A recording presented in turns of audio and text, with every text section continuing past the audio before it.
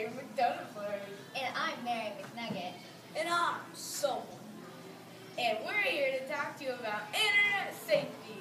You should never give out personal information online, such as your phone number, your address, or even your mom's maiden name. And you should never meet them anywhere. Things can go totally wrong. Here's a little clip that went totally wrong. Never try this at home, kids. Let's go watch it. Hi, What's your name? Sarah Marty McFlurry. What's your phone number? 867-5309. What's your address? 18790 Street, Bobville, Mars. Let's meet at McDonald's. Sure.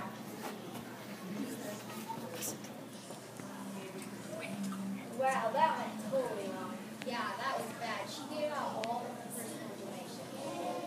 That was like wrong. You should never do that. Here's better.